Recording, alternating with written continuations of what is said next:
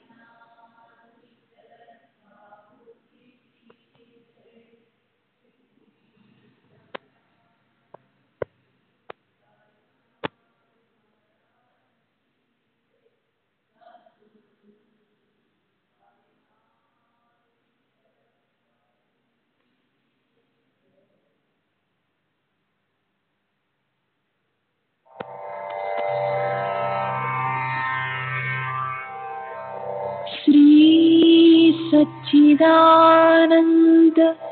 सद्गुरु साईनाथ महाराज की जय।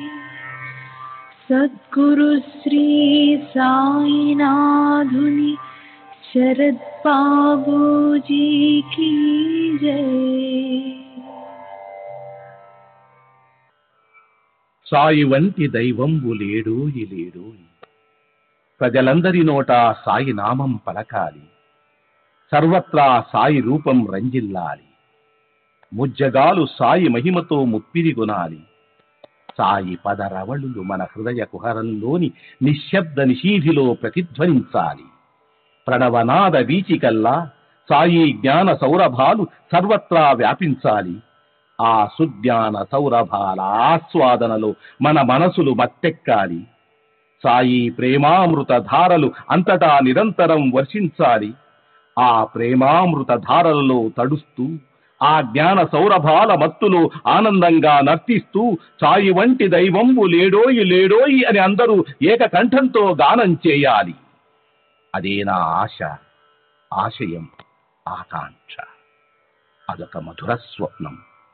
ఆ స్వప్న సాఫల్యం కోసం శ్రీ సాయినాథుని అనన్య ప్రేమతో, ఆర్ద్రతతో ప్రార్థించటమే మనం చేయగలిగింది, చేయవలసింది. శ్రీ బాబూజీ.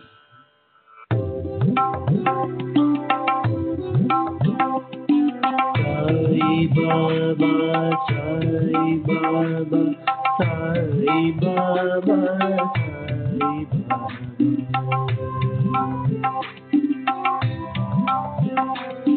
సాయి బాబా, సాయి బాబా, సాయి బాబా, సాయి బాబా.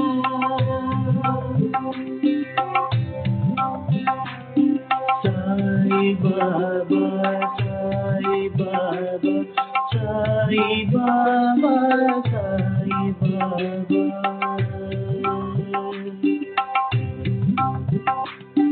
సాయి బాబా, సాయి బాబా, సాయి బాబా, సాయి బాబా.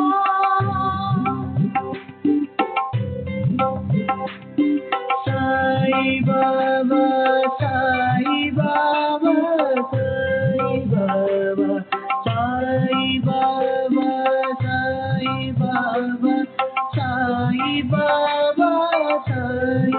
బాబా, Sai Baba, Sai Baba, Sai Baba,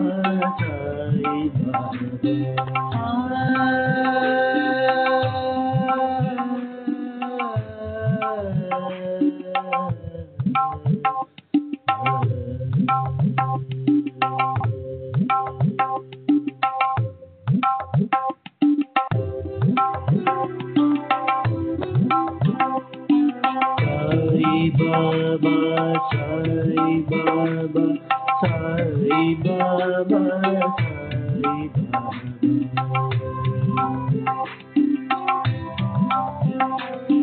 Sai Baba, Sai Baba, Sai Baba, Sai Baba. Sai Baba, Sai Baba, Sai Baba, Sai Baba.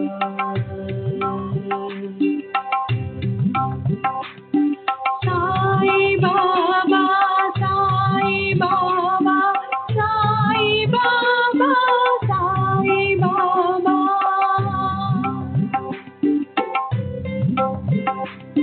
Sai Baba, Sai Baba, Sai Baba, Sai Baba,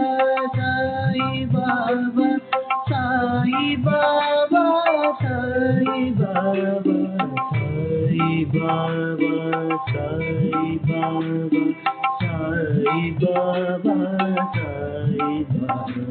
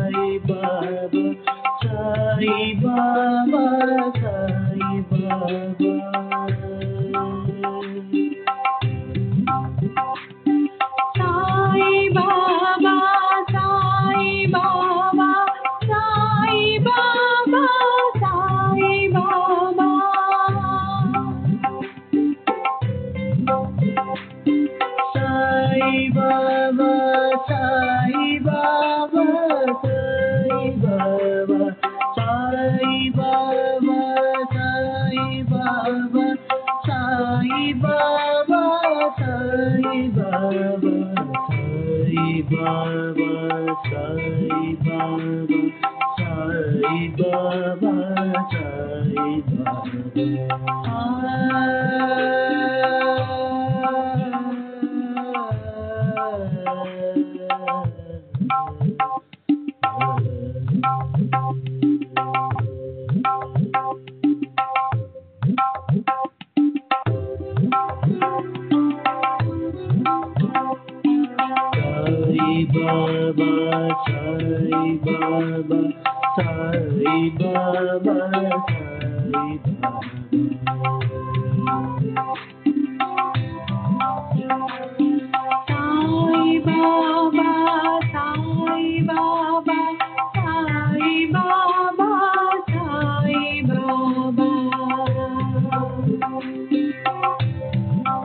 Baba,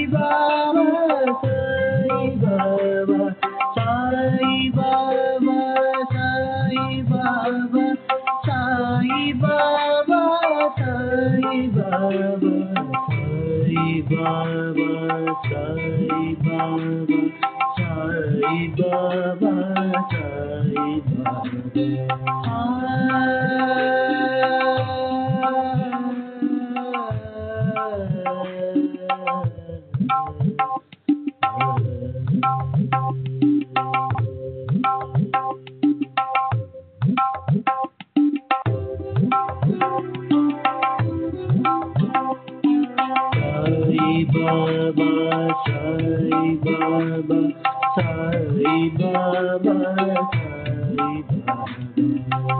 Baba,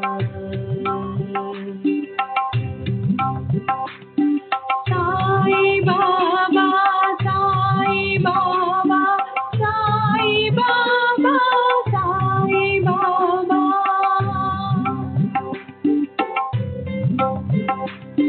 Sai Baba, Sai Baba, Sai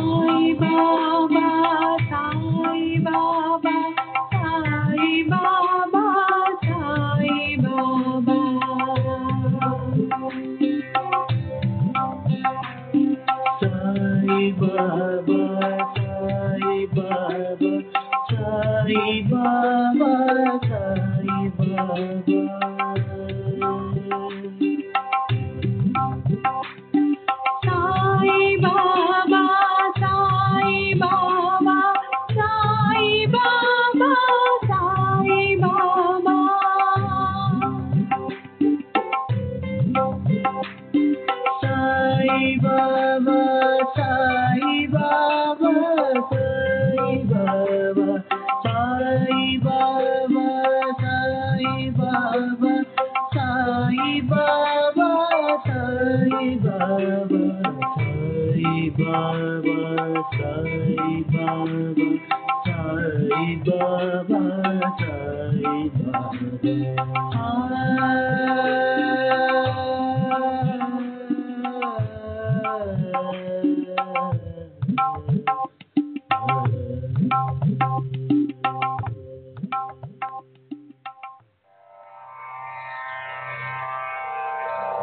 Shri सच्चिदानंद सद्गुरु साईनाथ महाराज की जय। सद्गुरु श्री साईनाथुनि शरद बाबू जी की जय।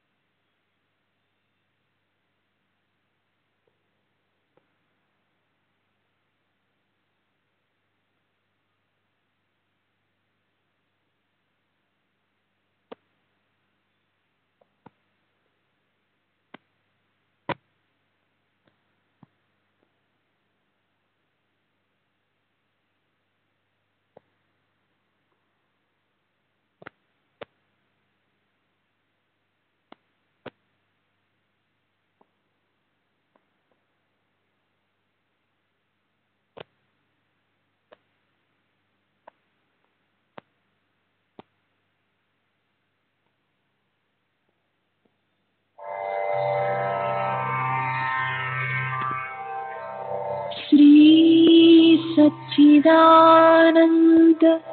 सद्गुरु साईनाथ महाराज की जय। सद्गुरु श्री साईनाथुनि शरद बाबूजी की जय।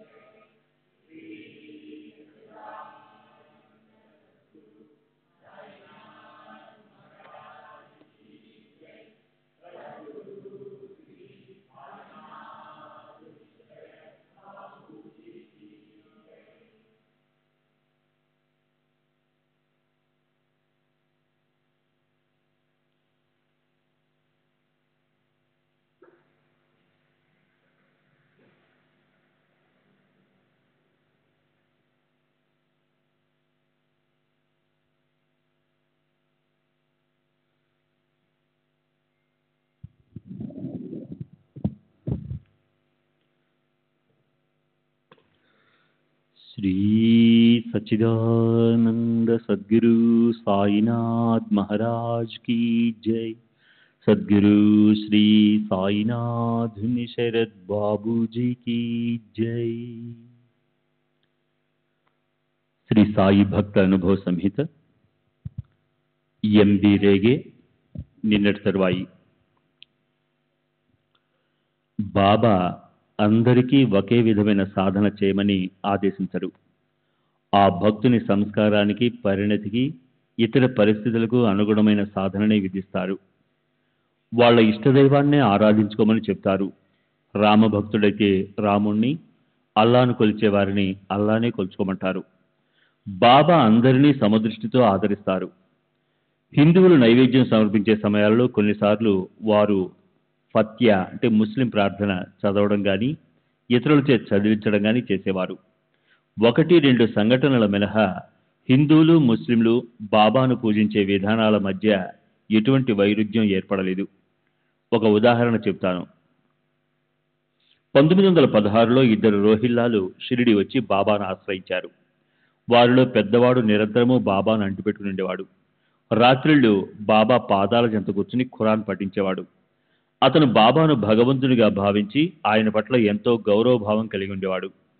కానీ మసీదులో సంగీత వాయిద్యాల నడుమ ఆరతి పాటలు పాడడం, దేవతామూర్తులకు నివేదించబడిన నైవేద్యాలను భక్తులకు పంచడం, తామే దైవంగా పూజింపబడడం వంటివి ఇస్లాం మత సాంప్రదాయాలకు విరుద్ధమైనవని భావించి ఒకరోజు బాబాకు తన అభ్యంతరం తెలిపాడు.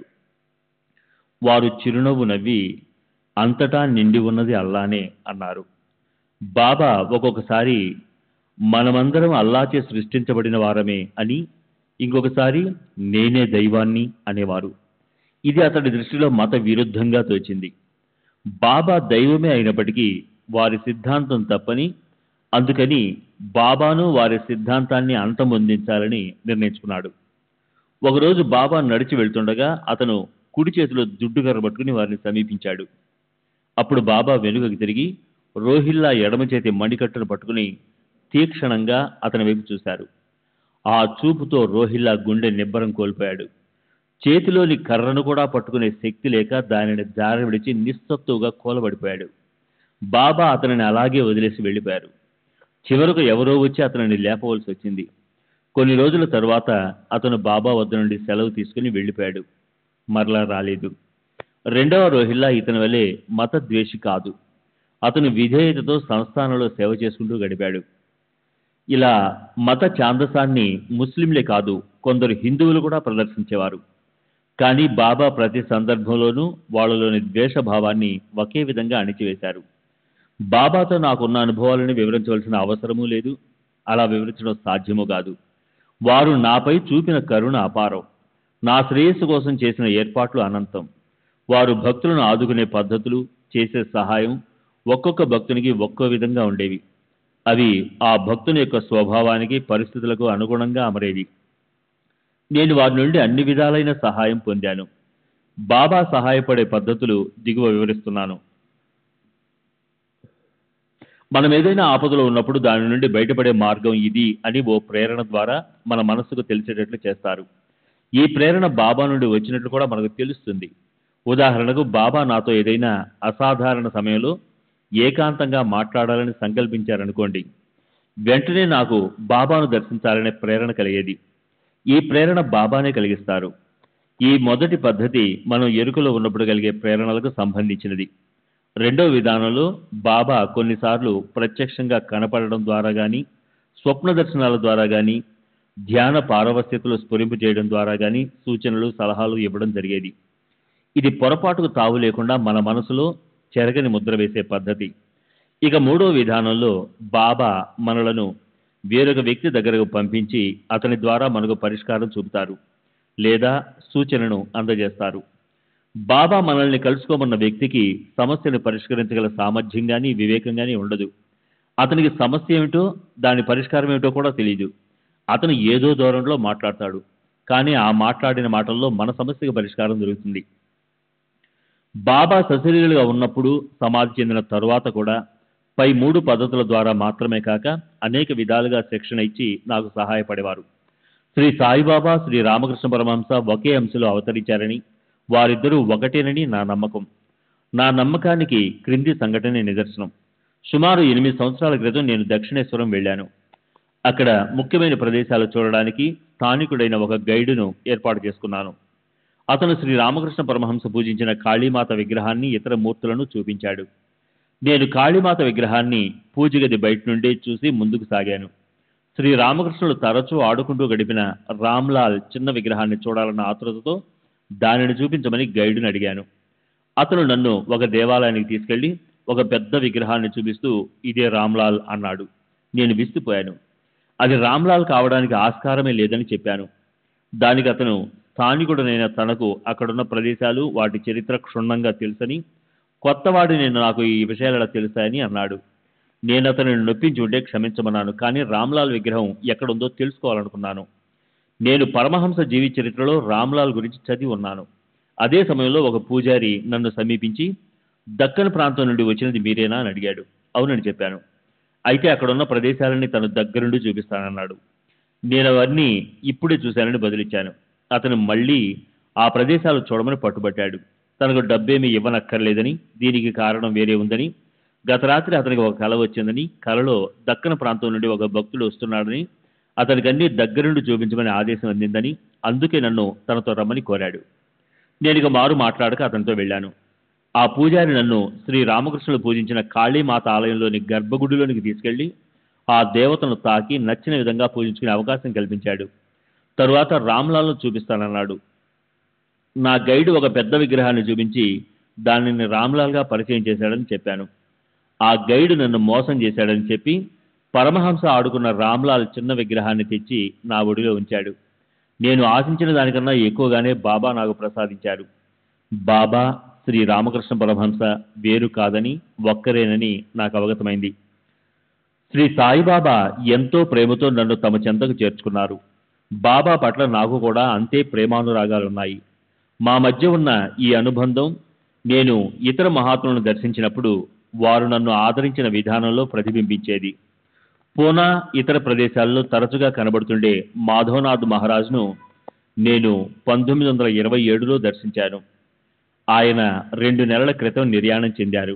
నేనేమీ చెప్పకముందే వారు బాబాతో నాకున్న అనుబంధాన్ని గుర్తించి, నీవు సాయిబాబాకు చెందినవాడవు అని అన్నారు. అంతేగాక మొట్టమొదట నేను బాబాను దర్శించినప్పుడు నాకు బాబాకు మధ్య జరిగిన సంభాషణలను పొల్లుపోకుండా వర్ణించారు. తామప్పుడు అక్కడే ఉన్నట్లుగా చెప్పారు. అంటే వారు సూక్ష్మ రూపంలో కానీ లేదా సాయిబాబా రూపంలో కానీ అప్పుడు అక్కడే ఉండి ఉంటారని నాకు అర్థమైంది. శ్రీ సచ్చిదానంద సద్గురు సాయినాథ్ మహారాజ్ కీ జై. సద్గురు శ్రీ సాయినాథ్ శరద్ బాబూజీ కీ జై.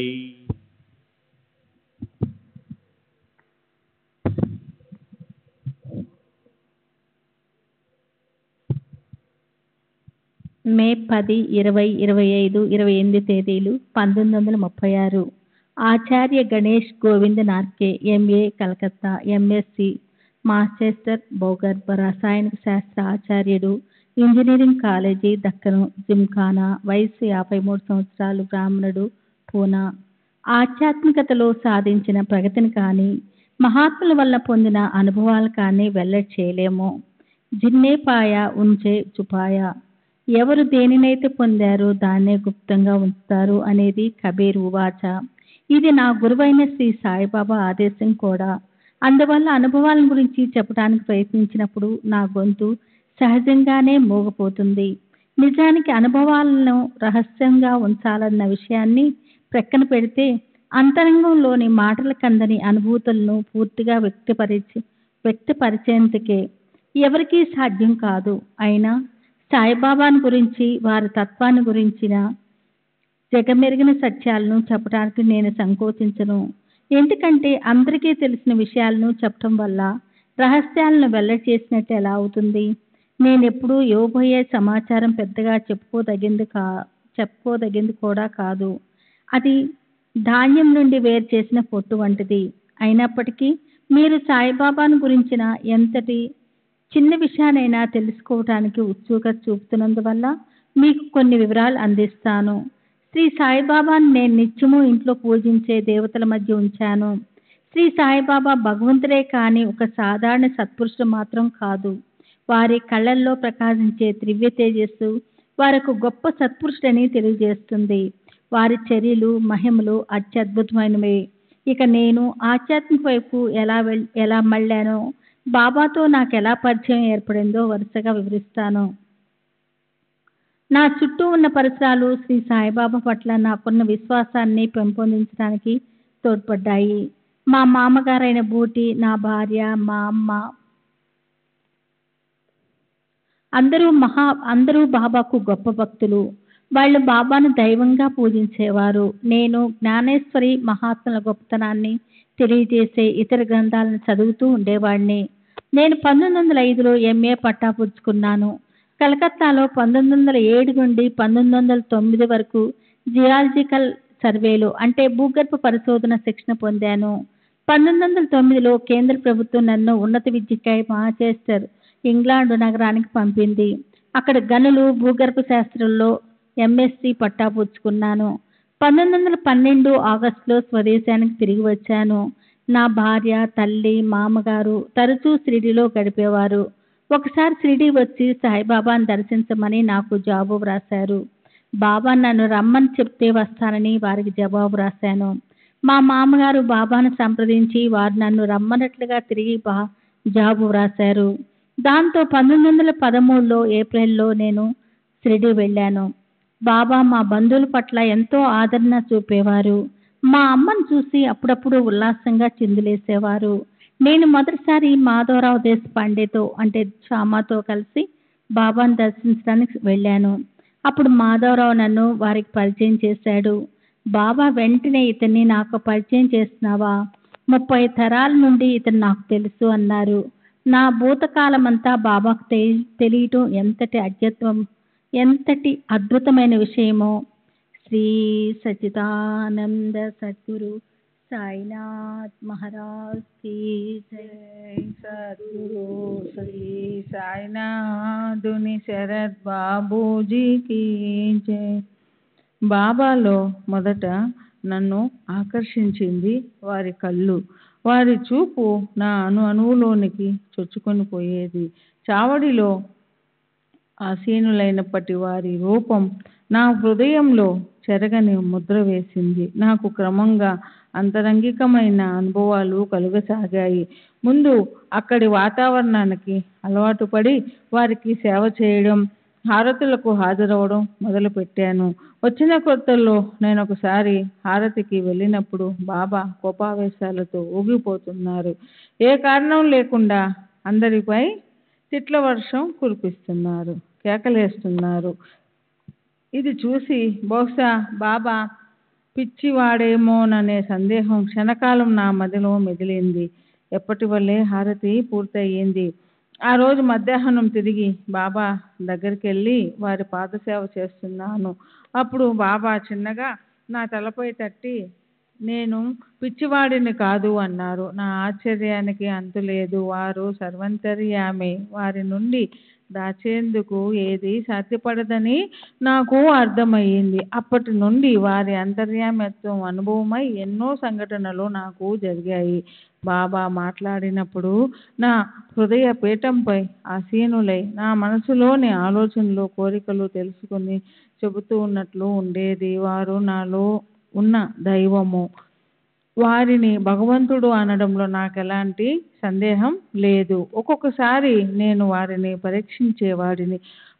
ప్రతి పరీక్షలోనూ వారు సర్వజ్ఞులని, సర్వవ్యాపకులని, సంకల్పమాత్రాన అన్నిటినీ మార్చగల సమర్థులన్న విశ్వాసం కలిగేది.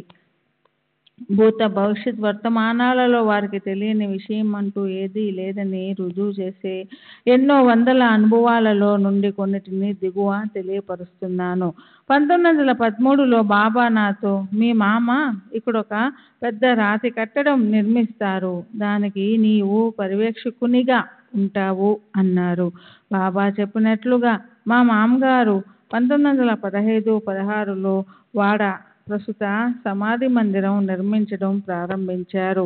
తదనంతరం 1918-19లో ఏర్పాటు చేసిన సమాధి మందిర ట్రస్టులో నేను సభ్యునిగా ఉన్నాను. మా అమ్మ నా ఉద్యోగం గురించి ఆందోళన పడుతూ ఉండేది. ఎక్కడ నాకు స్థిరమైన ఉద్యోగం దొరకలేదు. కొంతకాలం ఒక చోట పనిచేయడం, మరి కొంతకాలం నిరుద్యోగిగా ఉండడం జరుగుతూ ఉండేది. నేను ఇంగ్లాండ్లో భూగర్భ శాస్త్రవేత్తగా, మైనింగ్ ఇంజనీర్గా శిక్షణ పొందాను. నా అర్హతకు సరిపడే ఉద్యోగ ప్రకటనల కోసం పత్రికలలో వెతుకుతూ ఉండేవాడిని.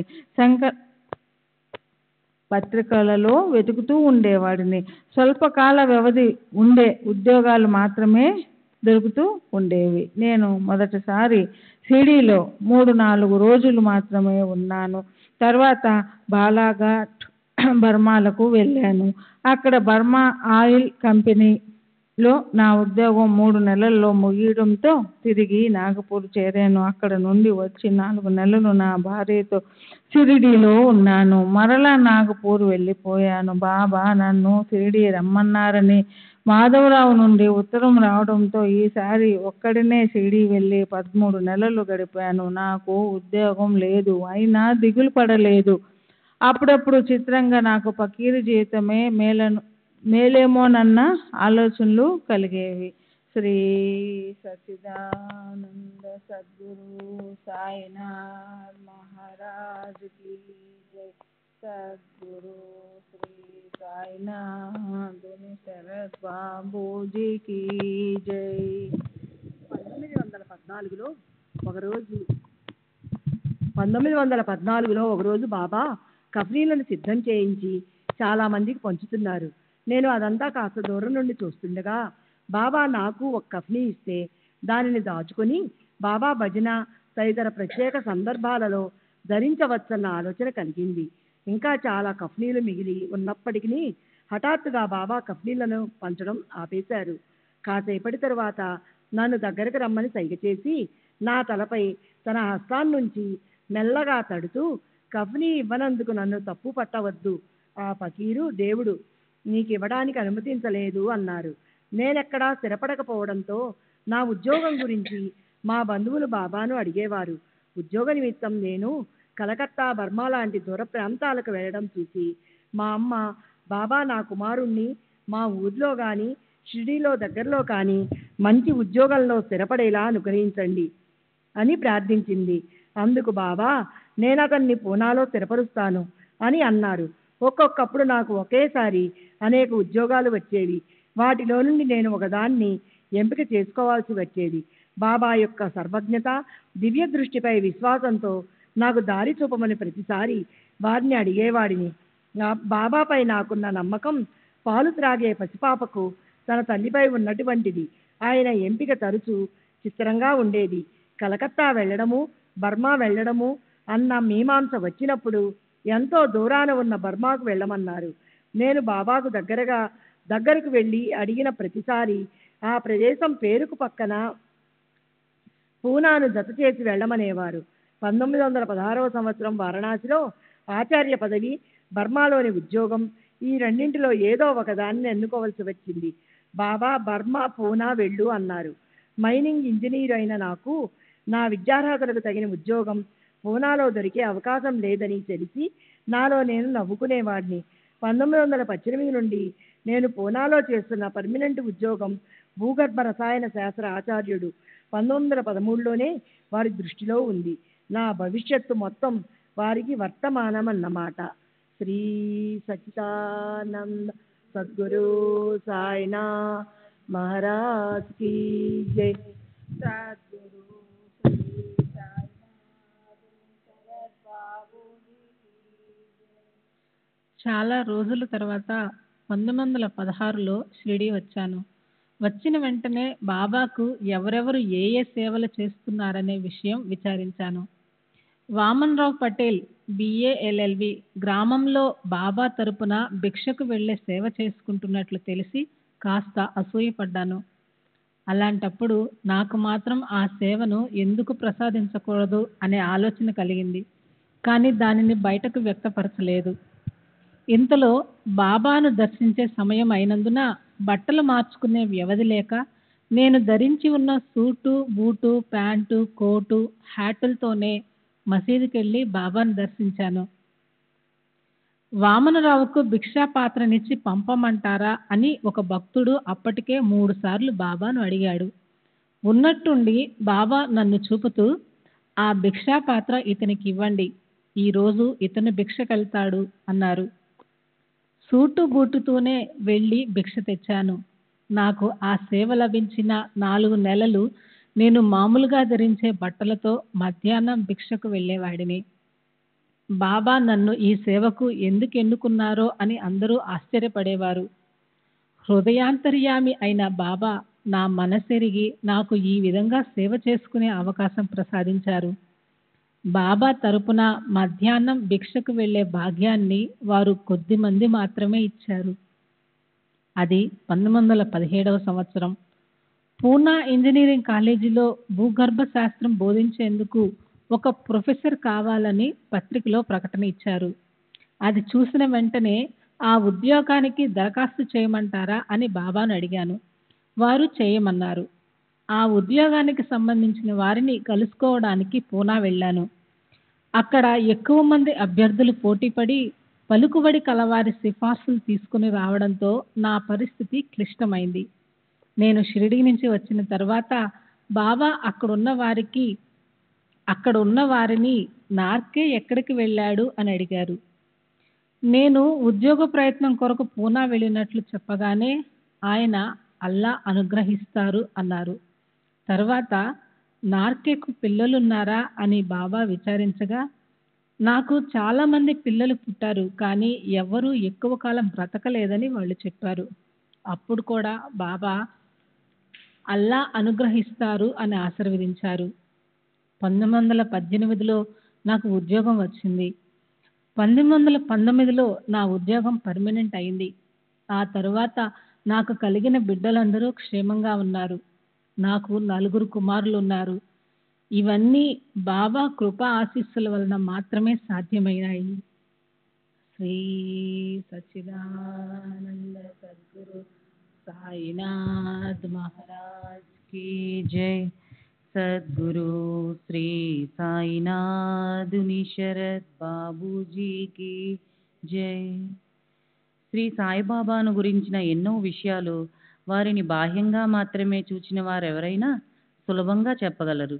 కానీ బాబాను కేవలం బాహ్యంగా మాత్రమే గమనించి వారిని అర్థం చేసుకున్నామని అనుకోవడంలో వాళ్ళ అంచనాలు తప్పుతాయి. బాబా తమ చెంతకు రక్షణ, సహాయం కోసం వచ్చిన వారి సామర్థ్యంకు అనుగుణంగా వ్యవహరించేవారు. బాబా వద్దకు ఎక్కువ మంది ప్రాపంచిక ప్రయోజనాలను ఆశించే వచ్చేవారు. అటువంటి వారికి బాబా తమ నిజతత్వాన్ని వ్యక్తపరిచేవారు కాదు.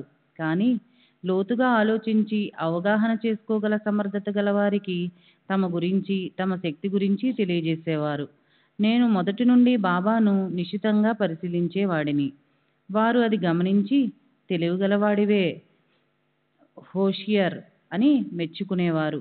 ఎప్పుడైనా వారి చెప్పే మాటల్లోని అంతరార్థాన్ని నేను గ్రహించలేనప్పుడు ఎంత మొద్దువురా దువ్యా అనేవారు. దీన్ని బట్టి సరైన దృక్పథంతో సాగే విచారణకు వారు అడ్డు చెప్పేవారు కాదని మనకు తెలుస్తుంది.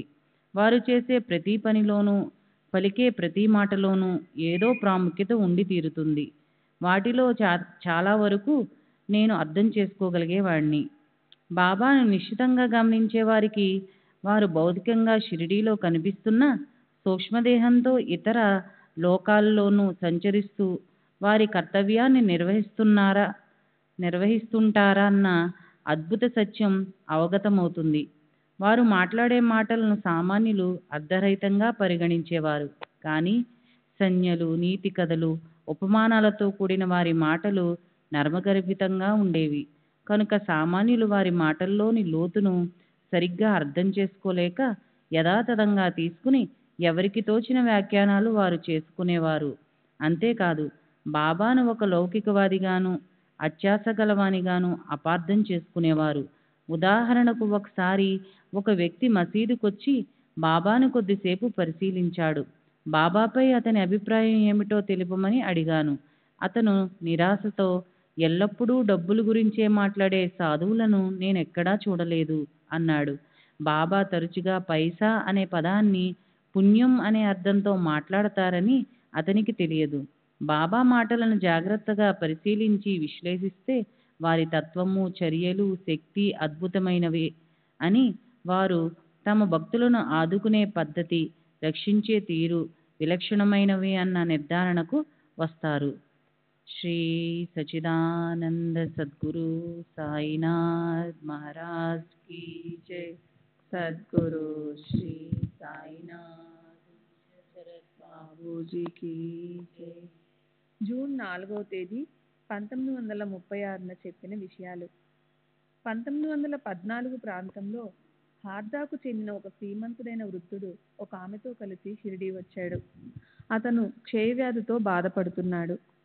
షిరిడీ చేరిన 1 నెలకు ఆరోగ్యం మెరుగవడంతో షిరిడీనే తన నివాసంగా చేసుకున్నాడు. కానీ 2వ నెల చివర్లో అతని పరిస్థితి విషమించి మృత్యువు సమీపించినట్లు అనిపించింది. అప్పుడు బాబా దగ్గరకు వెళ్ళి సహాయం కోరేందుకు వారింట్లో మగదిక్కు ఎవరూ లేనందున ఆయన ఇంట్లోని ఆడవాళ్లు, వాళ్ళ స్నేహితురాళ్ళు బాబాను అడిగి ఊది తెచ్చిపెట్టమని నన్ను అభ్యర్థించారు. నేను బాబా దగ్గరికి వెళ్ళి విషయం చెప్పి ఊది అడిగాను.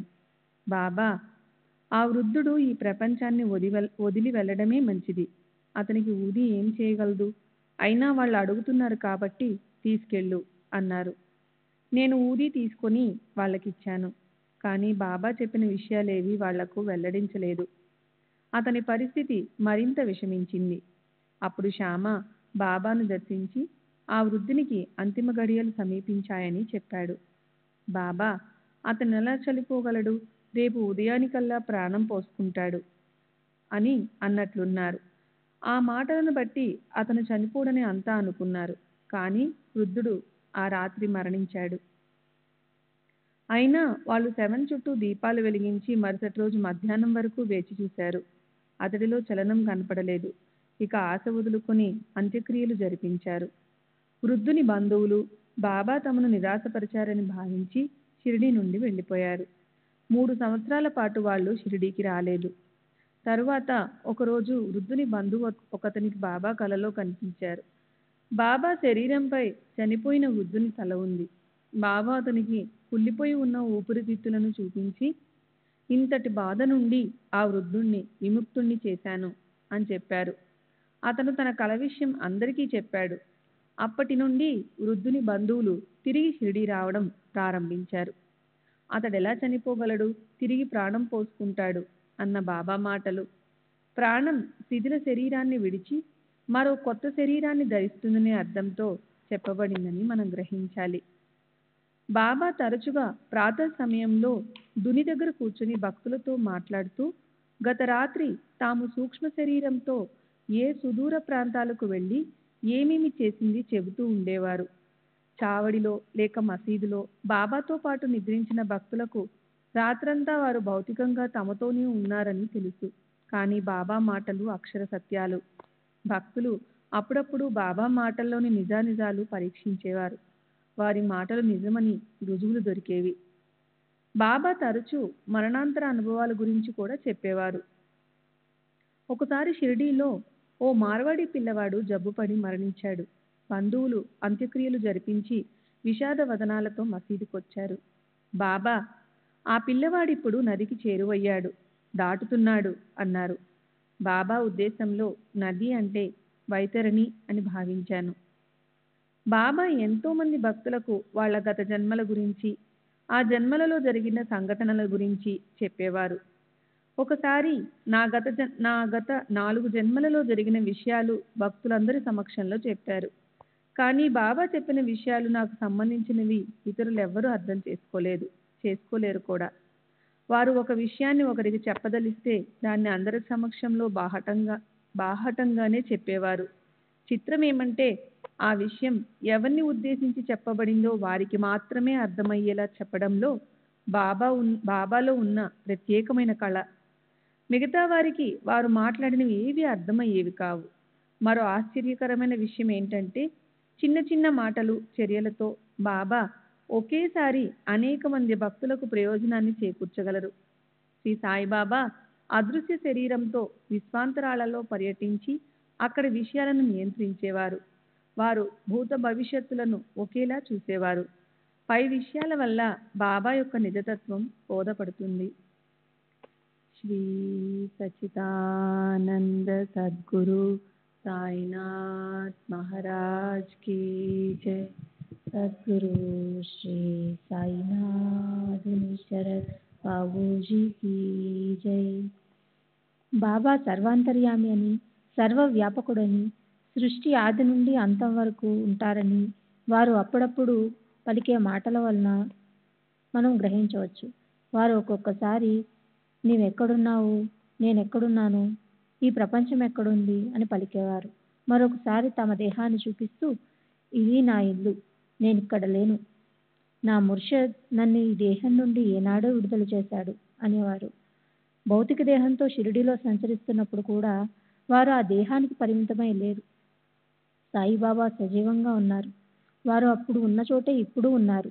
నిజానికి అప్పుడు కూడా ఇప్పుడున్న చోటే ఉన్నారు అన్నది వాస్తవం. శ్రీ సాయిబాబా ఈ లోకంలోనూ ఇతర లోకాల్లోనూ తాము నిర్వహించే విధులను కూడా అరుదుగా చెప్తూ ఉండేవారు. అంతేగాక గతించిన వారి స్థితిగతులను కూడా తమ అదుపాజ్ఞల్లో ఉంచుకున్నారని చెప్పడం ద్వారా ఈ జగత్తుపై తమకు గల ఆధిపత్యాన్ని తెలియజేసేవారు. బాబా ఎప్పుడూ అసత్యం పలికేవారు కాదు, అర్ధరహితంగా మాట్లాడేవారు కాదు. వారి పద్ధతులను గూర్చి బాగా ఎరిగిన వారు మాత్రమే వారి మాటలను, చర్యలను అర్థం చేసుకోగలిగేవారు. అది కూడా ఎవరిని ఉద్దేశించి పలికారో వారు మాత్రమే అర్థం చేసుకోగలరు. తమ ఉపదేశం మంత్రతంత్రాలు మొదలైనవి. సాయిబాబా ఏనాడు మంత్రం కానీ, తంత్రం కానీ, ఉపదేశం కానీ ఇవ్వలేదు. మరి ఎవరికైనా ఉపదేశించినట్లు కూడా నేను ఎరుగను. మాధవరావు దేశపాండే నాకు ఒకసారి ఈ క్రింది సంఘటన గురించి చెప్పాడు. రాధాబాయి దేశ్ముఖ్ అనే భక్తురాలు బాబాను దర్శించి వారి నుండి ఉపదేశం పొందాలని షిరిడీ వచ్చి కొంతకాలం వేచి ఉంది. బాబా ఏమీ ఉపదేశించకపోవడంతో ఆమె ఆహారం తీసుకోవడం మానివేసి ఉపదేశం ఇచ్చేంత వరకు నిరాహారిగా ఉండాలని సత్యాగ్రహం ప్రారంభించింది. అలా 4 రోజులు గడిచాయి. ఆమె పరిస్థితికి శ్యామ జాలిపడి బాబా దగ్గరికి వెళ్ళి ఆమెకు ఏదైనా దేవుని పేరు మంత్రంగా చెప్పమని, దానిని ఆమె మంత్రోపదేశంగా భావించి జపం చేసుకుంటూ గడుపుతుందని చెప్పాడు. బాబా ఆమెను తమ దగ్గరికి పిలిపించుకొని, అమ్మా, నా గురువు నాకు ఏ మంత్రము ఉపదేశించలేదు. అలాంటప్పుడు నేను నీకేమి ఉపదేశించగలను? నా గురువు ఎంత శక్తిమంతుడంటే వారి ముందు నిలబడడానికి కూడా వణికిపోయేవాడిని. నా గురువు అందించిన సహాయం అదృశ్యంగా నిగూఢంగా ఉండేది. అది వాచా బోధించింది కాదు. మేము చెవిలో ఏది ఉపదేశించము. ఉపదేశం ఇవ్వడం మా పద్ధతి కాదు, మా సంప్రదాయమే వేరు అని పలికారు. శ్రీ సాయిబాబా ఎన్నడూ ఉపన్యాసాలు, ప్రవచనాలు చేయలేదు. ఎప్పుడైనా సందర్భానుసారం అలసి పదాలతో, చిన్న చిన్న వాక్యాలతోనే అద్భుతమైన ఆధ్యాత్మిక సత్యాలను వెల్లడించేవారు. పరిశీలన దృష్టితో చూసే భక్తులు బాబా పలికిన కొద్ది మాటలను వారికి తోచిన విధంగా సిద్ధాంతీకరించుకునేవారు. అందువల్ల బాబా సిద్ధాంతము, పద్ధతి ఇది అని ఏ భక్తుడు మొండిగా వాదించడానికి వీలుపడేది కాదు. జీవిత లక్ష్యం, పురుషార్థం, మోక్షమే లక్ష్యమని బాబా ఎవరికైనా చెప్పారా? పోనీ వివేక వైరాగ్యాలను అలవర్చుకోమని చెప్పారా? అలాంటి మాటలు వారి నోటి గుండా నేనెప్పుడూ విని ఎరగను. భగవంతుని చేరడమే లక్ష్యం. సప్త సముద్రాలను, లోకాలను దాటి దేవుని చేరుకోవాలి. అల్లా మిళతారా సప్త సముద్ర నియాల శరణ, భవబంధములను దాటిపోవాలి, ఖేడా పార్కర్న అనేవారు. బాబా ఎన్నడూ మాయా, ప్రపంచం మిథ్య వంటి సిద్ధాంతాల గురించి మాట్లాడలేదు. ఇహపరలోకాలు సత్యాలను గ్రహించి ఆ రెండింటిలోనూ సాధ్యమైనంత లబ్ధిని పొందాలని చెప్పేవారు. కర్మ, పునర్జన్మ, కర్మ సిద్ధాంతం, పునర్జన్మల గురించి బాబా పలుమార్లు ప్రస్తావిస్తూ ఉండేవారు. మంచి విత్తనం నాటితే ఈ జన్మలోనూ మరు జన్మలోనూ మంచి ఫలాన్ని పొందుతాము అన్న సత్యమే వారు చెప్పే కథల్లో అంతర్లీనంగా ఉండేది. వారు తరచూ ఎందరో భక్తుల గత జన్మల వృత్తాంతాలను, అప్పుడప్పుడు కొందరి భక్తుల రాబో జన్మల గురించి చెప్పేవారు. బాబాతో ఉన్న వారెవ్వరికీ పరలోకాల ఉనికి గురించి కానీ, ఈ జన్మలో చేసిన పాపపుణ్యాల ఫలితాలు ఆ లోకాలలో అనుభవించే విషయం కానీ, మరణించిన తర్వాత మన అస్తిత్వం గురించి కానీ ఎట్టి సందేహము ఉండేది కాదు. ఇవన్నీ హిందూ మత విశ్వాసాలకు, సిద్ధాంతాలకు సంబంధించిన విషయాలు. ఇక బాబా ఏ మతానికి చెందినవారన్న విషయానికి వస్తే, నాకు తెలిసినంత వరకు వారెన్నడూ తాము ప్రత్యేకించి ఒక కులానికి, జాతికి, మతానికి చెందినవారమని చెప్పలేదు. బాబా వీటన్నిటికీ అతీతులు. కానీ బాబా ప్రస్తావించిన విషయాలు, ఆయన చర్యలు ఆయనకు హిందూ మతంతో గల సంబంధాన్ని తెలియపరుస్తున్నాయి. మా గురువు బ్రాహ్మణుడు, మాఝా గురు బ్రాహ్మణ ఆహే అని బాబా చెప్పడం నేను విన్నాను. హిందూ మతం, బ్రాహ్మణుల పట్ల బాబా దృక్పథం. భగవద్గీత, భావార్థ రామాయణం, ఏకనాథ భాగవతం, పంచదశి, యోగ వాసిష్టం, పురాణాలు మొదలగు వాటిపై బాబాకు అమిత గౌరవం. పై గ్రంథంలోని విషయాలు తరచూ ఉదహరిస్తుండేవారు. జ్ఞానదేవుని ఆరతి మొదలైన వెంటనే బాబా సావధానులై కూర్చుని పూజ్యభావంతో చేతులు జోడించి కనులు మూసుకునేవారు. ఒకసారి పంచదశి గురించి కాపాడేతో, ఇది మా ఖజానా, ఏతో హమారా ఖజానా హై అని చెప్పడం నేను విన్నాను. అంటే అందులోని విషయాలు మన ఆధ్యాత్మిక ప్రగతికి అతి విలువైనవని వారి భావం. బాబాకు యోగ వాసిష్టం అంటే ఎంతో గౌరవం. ఆ విషయం నా స్వానుభవంతో నాకు తెలుసు. నేను బాబా దగ్గరకు వచ్చిన మొదటి రోజుల్లో అంటే 1914లో బాబా నన్ను చాలాసార్లు 15 రూపాయలు దక్షిణ అడిగేవారు. నా దగ్గర డబ్బు లేదని ఆయనకు బాగా తెలుసు. అందుకని ఒకసారి ఆయన సన్నిధిలో నేను ఒక్కడినే ఉన్నప్పుడు, బాబా, నా దగ్గర పైకం లేదని మీకు తెలుసు కదా, అయినా 15 రూపాయలు దక్షిణ ఇమ్మని అడుగుతారెందుకు అని అడిగాను. దానికి బాబా, నీ దగ్గర డబ్బు లేదని నాకు తెలుసు, కానీ నీవు ఇప్పుడు యోగ వాసిష్టం చదువుతున్నావు కదా, అందులోని ప్రస్తుతం నువ్వు చదువుతుండే భాగం చాలా ముఖ్యమైనది. అందులో నుండి 15 రూపాయలు నాకు దక్షిణ ఇవ్వు అన్నారు. నిజమే, అప్పుడు నేను యోగ వాసిష్టమే చదువుతున్నాను. ఆ గ్రంథంలో నుండి డబ్బులు తీసుకోవడం అంటే అందులోని విలువైన బోధను గ్రహించడం అన్నమాట. అందులో నుండి తీసిన పైకాన్ని బాబాకు దక్షిణగా సమర్పించడం అంటే ఆ గ్రంథంలో నుండి గ్రహించిన సత్యాలను హృదయంలో అంతర్యామిగా ఆసీనుడై ఉన్న బాబాకు సమర్పించి వాటిని హృదయగతం చేసుకోవడం. శ్రీ సచ్చిదానంద సద్గురు సాయినాథ్ మహారాజ్ కీ జై. సద్గురు శ్రీ సాయినాథ్ శరత్ బాబూజీ కీ జై. శ్రీ సచిదానంద సద్గురు సాయినాథ్ మహారాజ్ కీ జై. సద్గురు శ్రీ సాయినాథుని శరత్ బాబూజీ కీ జై. శ్రీరాముడు శ్రీకృష్ణుడు అంటే బాబాకు చాలా గౌరవము. బాబా మరియు మహారాష్ట్రలోని మహాత్ములు జ్ఞానేశ్వర్, తుకారాం వంటి మహాత్ముల ఎడల బాబాకు ఎంతో గౌరవం ఉండేది. బాబా దృష్టిలో మనిషి జీవితానికి ఉన్న లక్ష్యాలేమిటి, ఆ లక్ష్యాలను సాధించేందుకు కావలసిన సద్గుణాలు ఏమిటి, బాబా ఎటువంటి సాధనలను ఇష్టపడేవారు, వాటిని గురించి వివరిస్తాను. 4 సాధనా మార్గాలు.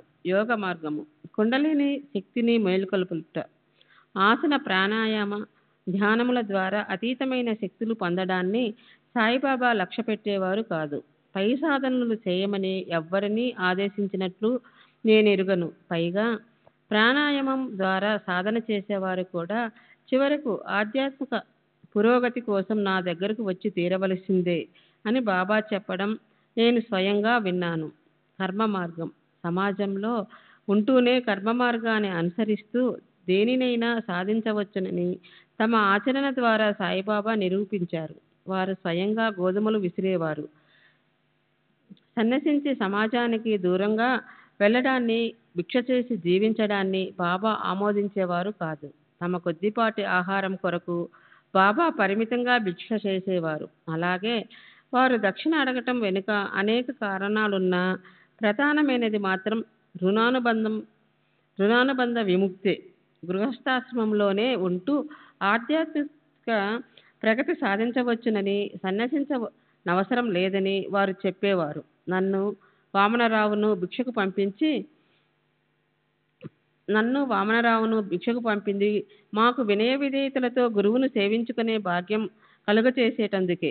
బాబా వాచ చెప్పకపోయినా విచక్షణ లేని యోచన మంచిది కాదని, దీని వలన ఆర్జించిన పుణ్యమంతా తరిగిపోతుందని వారు భావించేవారని నా అభిప్రాయం. ఒకసారి ఓ భక్తుడు బాబాను మీరెందుకు దక్షిణ అడుగుతున్నారు అని అడిగాడు. దానికి బాబా, నేనందరినీ దక్షిణ అడుగుతున్నానా? ఆ ఫకీరు అంటే దేవుడు ఎవరిని అడగమని సూచిస్తారో వారినే అడుగుతాను అని బదులిచ్చారు. అంతేకాక బాబా నిర్ణీత మొత్తం మాత్రమే అడిగేవారు. వారడిగిన పైకం కన్నా ఎక్కువ ఇస్తే దానిని స్వీకరించేవారు కాదు. బాబా దక్షిణ అడిగితే ఇచ్చేందుకు ఎవరు నిరాకరించరు. కొన్ని సందర్భాలలో వారు దక్షిణ అడిగితే అది ఆ భక్తుణ్ణి అక్కడి నుండి వెళ్ళిపోమ్మని కానీ లేక ఎవరినైనా వెళ్ళి కలవమని కానీ సూచించేది. జ్ఞాన మార్గము ఉపనిషత్తులు, బ్రహ్మసూత్రములు మొదలైన గ్రంథములు అధ్యయనం ద్వారా ఆత్మవిచారణ చేయడమే జ్ఞాన మార్గమైతే అది బాబా పద్ధతి కాదు. బాబా తమ అభిష్టాన్ని ఎప్పుడూ వ్యక్తపరచలేదు. అయితే తమ భక్తులు తమంతటి వారుగా అవ్వాలని బాబా ఆకాంక్ష అని బాబా ఆచరణ ద్వారా భక్తులు గ్రహించాలి. వారి జ్ఞానము, అనుభవము నిత్య సత్యములు ఈ లోకానికే కాక ఇతర లోకాలన్నిటికీ వ్యాపించి ఉన్న వారి ఎరుక భూత భవిష్యత్ వర్తమానాలకు కూడా విస్తరించి ఉంటుంది. వారు అనేక ఆకర్షణల మధ్య నివసిస్తూనే వాటన్నిటికీ అతీతులై ఉండేవారు. బాబా ఆచరించి చూపిన నిష్కామ కర్మ వైరాగ్యాలే ఎవరినైనా భగవంతుని వైపుకు నడిపిస్తాయి. భక్తి మార్గం. ఇతర మహాత్ముల వలె సాయిబాబా కూడా భక్తి మార్గమునే బోధించారు. భక్తి మార్గంలో దేవుని అనన్యంగా ప్రేమించుట, సేవించుట, ఆజ్ఞాపాలన మొదలైనవి ప్రధానాంశములు. గురుభక్తి ద్వారా దైవభక్తిని పెంపొందించుకోవాలని బాబా ఆచరించి ప్రబోధించిన మార్గం విశిష్టమైనది. గురువునే దైవంగా భావించి గురువులోనే భగవంతుని చూస్తూ గురువు ద్వారానే దైవాన్ని చేరుకుంటూ గురువే దైవమని గుర్తించటం భక్తి మార్గం. బాబా యొక్క గురువు. బాబా యొక్క గురు వృత్తాంతం ఎవరికి తెలియదు? నా గురువు బ్రాహ్మణుడు అని బాబా చెప్పటం నేను విన్నాను. నిజమైన బ్రాహ్మణులపై బాబాకు గౌరవభావం ఉండేది. బ్రాహ్మణులు వారి సత్కర్మల వలన ఎక్కువ పైసలు సంపాదిస్తారు అని బాబా చెప్పేవారు. పైసా అంటే పుణ్యమని వారి భావం. శిష్యులకు భక్తులకు తేడా ఉంది. గురువు తన శిష్యునితో సన్నిహిత సంబంధం కలిగి ఉండి అతని బాధ్యతలన్నీ భరిస్తాడు. కానీ భక్తునితో గురువుకు అలాంటి బంధం ఉండదు. అతను చేసే పాపకర్మలను భరించవలసిన అవసరము ఉండదు. శిష్యుడు తన గురువును సేవించుకుంటూ వారి ఆజ్ఞలను శిరసావహించి తూచా తప్పకుండా పాటించాలి. బాబాకు శిష్యులెవరూ లేరు. శిష్యుల ప్రసక్తి తెచ్చినప్పుడు బాబా ఎవరు నా శిష్యుడని చెప్పడానికి సాహసించగలడు? నేను నా గురువును సేవించినట్లు ఎవరైనా నన్ను తృప్తికరంగా సేవించగలరా? నా గురువును సమీపించడానికే నేను వణికిపోయేవాణ్ణి అనేవారు. శ్రీ సచ్చిదానంద సద్గురు సాయినాథ్ మహారాజ్ కి జై. సద్గురు శ్రీ సాయినాథ్ శరత్ బాబూజీకి జై. బాబాకు అనేక మంది భక్తులున్నారు. బాబా తమ భక్తులను ప్రేమగా చూసేవారు, ప్రోత్సహించేవారు, రక్షించేవారు. తమ ఆచరణ ద్వారా, కొన్ని సంజ్ఞల ద్వారా వారికి సూచనలు, ఆదేశాలు ఇచ్చేవారు. వాచా బోధించటం వారి సంప్రదాయం కాదు. ఒక్కొక్కసారి కొందరిని నీతి కథల ద్వారా, మరికొందరిని ఆదేశాల ద్వారా ఉద్ధరించినప్పటికీ బాబా సంప్రదాయమే భక్తులపై అధిక ప్రభావం చూపేది. బాబా సంప్రదాయం ప్రకారం గురువుకు శరణాగతి చెందేందుకు వారి పాదాలను ఆశ్రయించిన భక్తుడు తప్పనిసరిగా స్వచ్ఛంగా సత్ప్రవర్తనతో ఉండాలి. జపధ్యానాలతో పనిలేదు. జపం, ధ్యానం వంటి మనో సంబంధ సాధనలు చేస్తున్నప్పుడు నేను చేస్తున్నాను అన్న స్ఫురణే అవరోధం. కాబట్టి వివిధ రకాలుగా వ్యక్తమయ్యే అహాన్ని మన మనస్సు నుండి పూర్తిగా తుడిచివేయాలి. అలా సర్వస్య శరణాగతి పొందిన శిష్యుడు మాత్రమే గురువును చేరుకుంటాడు. గురు సన్నిధిలో అతను చేయవలసిందేదీ ఉండదు. గురువెప్పుడూ ఏదీ బోధించరు. తమ శక్తిని ప్రసరింపజేస్తారు. సంపూర్ణ శరణాగతి చెందిన ఆత్మ తనలో ప్రసరింపజేయబడిన ఆ శక్తిని పూర్తిగా గ్రహించినప్పుడు అహం నశిస్తుంది. కానీ మన బుద్ధి స్వశక్తిపై ఆధారపడటం, తన అభిప్రాయాన్ని దృఢంగా సమర్థించుకోవడం మొదలైన వివిధ రూపాలైన అహం పై శక్తిని అడ్డుకుంటుంది. పరిశీలనా దృష్టితో బాబాను దర్శించిన వారందరూ ఈ గొప్ప సత్యాన్ని గమనించి ఉంటారు. అందుకే కొందరు భక్తులతో బాబా, నీవు నా వద్ద ఊరికే కూర్చో, చేయవలసిందంతా నేనే చేస్తాను అని చెప్పేవారు. శ్రీ సచ్చిదానంద సద్గురు సాయినాథ్ మహారాజ్ కీ జై. సద్గురు శ్రీ సాయినాథుని శరత్ బాబూజీ కీ జై.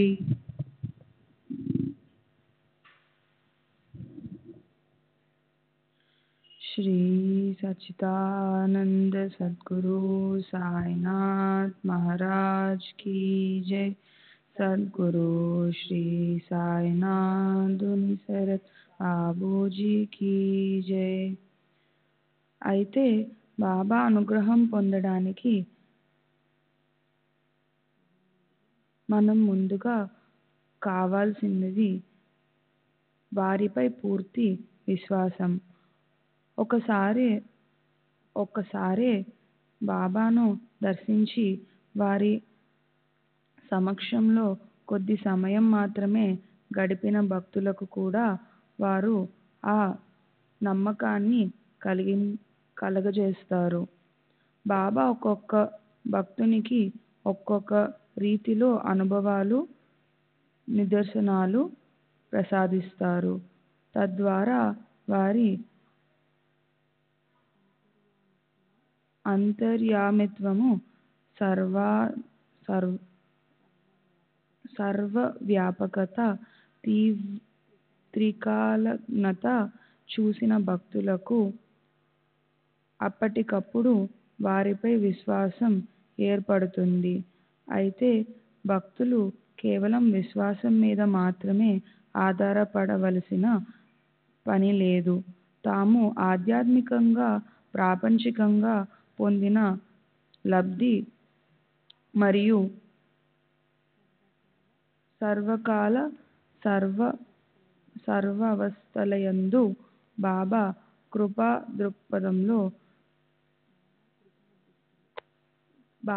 కృపా దృష్టిలో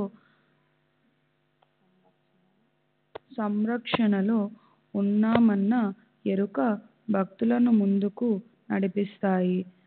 సమస్త జగత్తును తమ ఆధీనంలో ఉంచుకొని ఇహ పరలోకాలలో మన విధి విధానాన్ని నిర్ణయించే మహాశక్తి శ్రీ సాయిబాబా. శ్రీ సచ్చిదానంద సద్గురు సాయినాథ్ మహారాజ్ కీ జై. సద్గురు శ్రీ సాయినాథ్ నిసరత్ బాబూజీ కీ జై.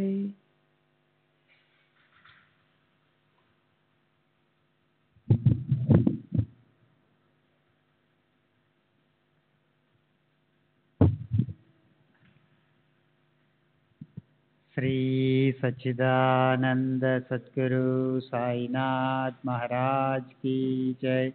సద్గురు శ్రీ సాయినాథ్ నిసరత్ బాబూజీ కీ జై. పరిశీలనా దృష్టితో బాబాను దర్శించిన వారందరూ ఈ గొప్ప సత్యాన్ని గమనించి ఉంటారు. అందుకే కొందరు భక్తులతో బాబా, నీవు నా వద్ద ఊరకే కూర్చో, చేయవలసినదంతా నేనే చేస్తాను అని చెప్పేవారు. అయితే బాబా అనుగ్రహం పొందడానికి మునుముందుగా కావలసినది వారిపై పూర్తి విశ్వాసము. ఒక్కసారే బాబాను దర్శించి వారి సమక్షంలో కొద్ది సమయం మాత్రమే గడిపిన భక్తులకు కూడా వారు ఆ నమ్మకాన్ని కలుగజేస్తారు. బాబా ఒక్కొక్క భక్తునికి ఒక్కొక్క రీతిలో అనుభవాలు, నిదర్శనాలు ప్రసాదిస్తారు. తద్వారా వారి అంతర్యామిత్వము, సర్వవ్యాపకత, త్రికాలజ్ఞత చూసిన భక్తులకు అప్పటికప్పుడు వారిపై విశ్వాసం ఏర్పడుతుంది. అయితే భక్తులు కేవలం విశ్వాసం మీద మాత్రమే ఆధారపడవలసిన పని లేదు. తాము ఆధ్యాత్మికంగా, ప్రాపంచికంగా పొందిన లబ్ధి మరియు సర్వకాల సర్వావస్థలయందు బాబా కృపా దృష్టిలో సంరక్షణలో ఉన్నామన్న ఎరుక భక్తులను ముందుకు నడిపిస్తాయి. సమస్త జగత్తును తమ అధీనంలో ఉంచుకొని ఇహపర లోకాలలో మన విధి విధానాన్ని నిర్ణయించే మహాశక్తి శ్రీ సాయిబాబా. కాబట్టి గురువు యొక్క కృపకు పాత్రుడయ్యేందుకు భక్తునికి ముందుగా కావలసినవి సత్ప్రవర్తన, పవిత్రత, నిరాడంబరత, సద్బుద్ధి. ఆపై ప్రగాఢ విశ్వాసంతోనూ నిష్కపటంతోనూ మెలగి గురువు ప్రసాదించు అనుభవాల సోపానాలను అధిరోహిస్తూ ఆధ్యాత్మిక ప్రగతిలో ఉన్నత శిఖరాలను చేరుకోవాలి. నేను ఒక్క అడుగు ముందుకు వేయగలిగితే చాలు అనే దృక్పథమే సరి అయినది.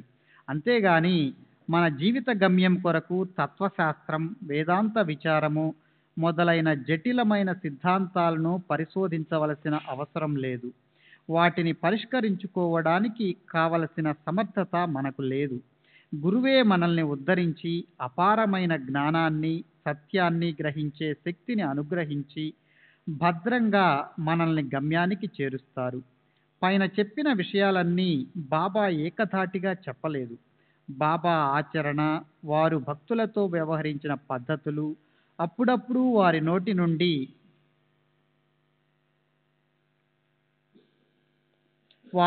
నుండి వెలువడిన మాటలు మొదలైన వాటి నుండి నేను గ్రహించిన విషయాలను సంకలనం చేశాను. నా అభిప్రాయం ప్రకారం ఏ విషయాలను ఆస్వాదించి ఆనందించాలో, వేటిని విడిచిపెట్టాలో తెలుసుకోకుండా కేవలం వివేక వైరాగ్యాలను గూర్చి చర్చించడం బుద్ధిహీనత. ఆచరణ, అనుభవం లేకుండా కేవలం పుస్తక పరిజ్ఞానంతో మాట్లాడటం ఆత్మవంచనేగాక ఇతరులను కూడా వంచడమే అవుతుంది. నేను కుక్కలోనూ, పందిలోనూ, పిల్లిలోనూ ఉన్నాను అని బాబా అన్నప్పుడు వారు ఆయా ప్రాణులలో తామే ఉన్నట్లు అవి పొందే అనుభవాలను గూర్చి పలికేవారని తెలుస్తుంది. కొందరు ఈ విషయాన్ని మేము భగవద్గీతలో చదివాము కాబట్టి దానిని నిజమని నమ్ముతున్నాము అని చెబుతారు. కానీ ఏ విషయాన్నైనా అనుభవించి తెలుసుకోకుండా చెబితే అది వంచనే అవుతుంది. బాబా యొక్క గొప్పతనము, వారి నిజతత్వము నాకు ఒక సంఘటన ద్వారా క్షుణ్ణంగా అర్థమైంది. భక్తులు భావిస్తున్నట్లు బాబా దైవమని నేను నా అనుభవాల ద్వారా తెలుసుకున్నాను. కానీ వారు భౌతిక దేహం ధరించి కొన్ని పరిమితులకు లోబడి మానవ మాతృని వలె కూడా మెలుగుతున్నారు కదా. అందువల్ల వారిలో దైవత్వం, మానవతత్వం రెండూ సమ్మిళితమై ఉంటాయి అన్న నా అభిప్రాయంతో షిరిడీలో ఉన్న కొందరు మిత్రులు ఏకీభవించలేదు. వారికి బాబా దైవ స్వరూపులే. శ్రీ సచ్చిదానంద సద్గురు సాయినాథ్ మహారాజ్ కీ జై. సద్గురు శ్రీ సాయినాథ్ నిసరద్ బాబూజీ కీ జై.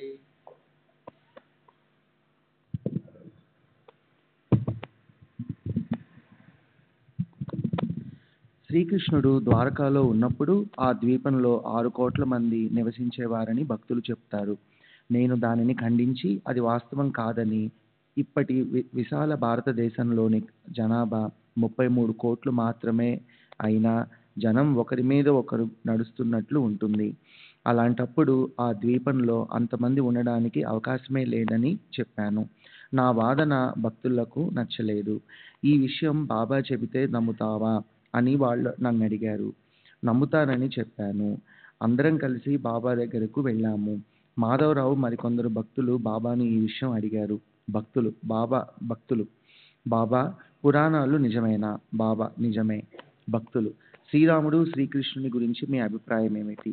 బాబా: వారు గొప్ప మహాత్ములు, భగవంతుని అవతారాలు. భక్తులు: నార్కే వీటిని నమ్మడం లేదు. మీరు దేవుడు కాదని కూడా అంటున్నాడు. బాబా: అతను చెప్పింది నిజమే. నేను మీ తండ్రిని, మీరలా మాట్లాడకూడదు. మీరు మీ సకల శ్రేయస్సును నా నుండి పొందాల్సి ఉంది. ఈ విధంగా బాబా తమ పరిమితులను అంగీకరించారు. భక్తుల అనుభవంలో బాబా సాక్షాత్తు భగవంతుడే. అందులో ఏమాత్రం సందేహం లేదు. అది భక్తుల అనుభవం. అయితే బాబా ఏనాడు తాను భగవత్ స్వరూపుడినని చెప్పుకోలేదు. బాబా తమ దైవత్వాన్ని స్వార్థ ప్రయోజనాలకు ఉపయోగించలేదు. సాంఘిక, నైతిక ధర్మాలను అతిక్రమించలేదు. వారెప్పుడూ గౌరవప్రదమైన వస్త్రాధరణ, ప్రవర్తన కలిగి ఉండేవారు. వారు స్త్రీలతో ముక్తసరిగా ఉండేవారు. బాబా యొక్క మనోవైఖరి: బాబా ఆనంద పారవస్యంలో ఉన్నప్పుడు నేనే భగవంతుణ్ణి, మే అల్లాహు అని పలికేవారు. ఇందులో సందేహమే లేదు. నేను స్వయంగా విన్నాను కూడా. అయితే అలా ఎప్పుడో ఒకసారి జరిగేది కానీ తరచుగా కాదు. భగవంతుడు ఫకీరు ప్రసాదించిన శక్తుల ద్వారా తమకు అప్పగించిన పనులు నిర్వర్తిస్తూ బాబా ఒక భక్తుని వలె మెలిగేవారు. భగవంతుడే యజమాని, అల్లా మాలిక్. భగవంతుడు మేలు చేస్తాడు, అల్లా భలా కరేగా. భగవంతుడు అనుగ్రహిస్తాడు అని బాబా తరచూ పలుకుతుండేవారు. నేను అల్లా యొక్క బానిసను, నేనెప్పుడూ భగవంతుని స్మరిస్తూ ఉంటాను అని కూడా చెప్పేవారు. బాబాకు స్త్రీల పట్ల గల దృక్పథం: బాబా అస్ఖలిత బ్రహ్మచారి. ఈ విషయం వారి నేత్రాలలోని దివ్య తేజస్సును చూస్తే అర్థమవుతుంది. వారు స్త్రీలను దూరంగా ఉంచేవారు. కొద్దిమంది మహిళలను మాత్రమే తమ పాదసేవ చేసుకునేందుకు అనుమతించేవారు. అది పగటిపూటే. బాబా వస్త్రాధరణ శరీరాన్ని ప్రదర్శించని రీతిలో గౌరవప్రదంగా ఉండేది. బాబా యొక్క విశిష్ట స్వభావము: బాబా ఎల్లప్పుడూ నిష్పక్షపాతంగా వ్యవహరించేవారు. వారు రాజును, పేదను సమదృష్టితో చూసేవారు. ఎందరో ధనవంతులు, పరపతి గల ఉద్యోగులు, అధికారులు వారిని దర్శించడానికి వచ్చేవారు. కానీ బాబా వారికి ఎలాంటి ప్రత్యేకత చూపేవారు కాదు. బాబా తమ దగ్గరకు వచ్చే భక్తుల అంతరంగాలను, నిజతత్వాన్ని చూసేవారే కానీ వారి బాహ్యాన్ని చూసేవారు కాదు. ఒకసారి బాబా ఒక పేదవారిని శ్లాఘిస్తూ అతని వద్ద చాలా పైసలున్నాయి అని చెప్పడం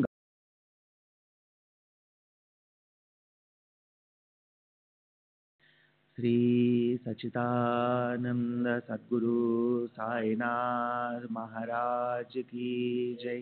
సద్గురు శ్రీ సాయినాథుని శరత్ బాబూజీ కీ జై.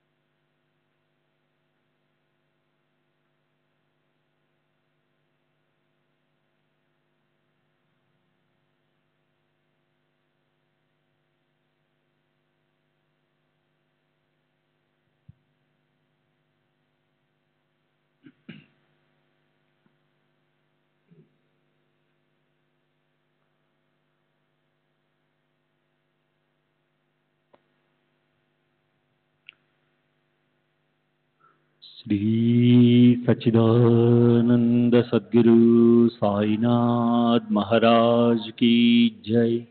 सद्गुरु श्री साईनाथ शरद बाबूजी की जय. साई रहम नजर करना, बच्चों का पालन करना. साई रहम नजर करना, बच्चों का पालन करना. जाना तुमने जगत पसारा, सब ही झूठ जमाना. जाना तुमने जगत पसारा, सब ही झूठ जमाना. साई रहम नजर करना, बच्चों का पालन करना. साई रहम नजर करना, बच्चों का पालन करना. मैं अंधा हूँ बंदा तुका, मुझसे पद दिखलाना. मैं अंधा हूँ बंदा तुका, मुझसे पद दिखलाना. साई रहम नजर करना, बच्चों का पालन करना. साई रहम नजर करना, बच्चों का पालन करना. दास गण कहे अब क्या बोलूं, थक गई मेरी रसना। दास गण कहे अब क्या बोलूं, थक गई मेरी रसना। साई रहम नजर करना, बच्चों का पालन करना। साई रहम नजर करना, बच्चों का पालन करना। रहमो नजर करो अब मोरे साई, तुम बिना नहीं मुझे माँ बाप भाई। रहमो नजर करो हो बंदा तुम्हारा, मैं अंधा हूँ बंदा तुम्हारा। मैं ना जानू, मैं ना जानू, मैं ना जानू अल्लाह इलाही। रहमो नजर करो, रहमो नजर करो अब मोरे साई, तुम बिना नहीं मुझे माँ बाप भाई। रहमो नजर करो काली जमाना मैंने गमाया, काली जमाना मैंने गमाया। साथी आखिर का, साथी आखिर का, साथी आखिर का, तुम भी न कोई। रहमो नजर करो, रहमो नजर करो अब मोरे साई, तुम बिना नहीं मुझे माँ बाप भाई। रहमो नजर करो अपने मस्जिद का झाड़ू गणो है, अपने मस्जिद का झाड़ू गणो है। मालिक हमारे, मालिक हमारे, मालिक हमारे, तुम बाबा साई। रहमो नजर करो, रहमो नजर करो अब मोरे साई, तुम बिना नहीं मुझे माँ बाप भाई। रहमो नजर करो। श्री सच्चिदानंद सद्गुरु साईनाथ महाराज की जय। सद्गुरु श्री साईनाथ निशरद बाबू जी की जय।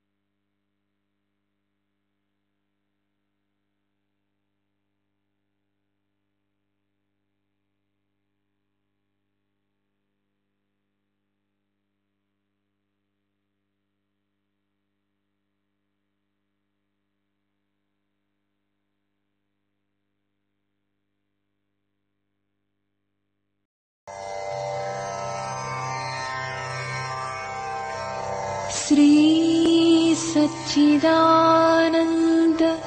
सद्गुरु साईनाथ महाराज की जय। सद्गुरु श्री साईनाथुनि शरद बाबू जी की जय।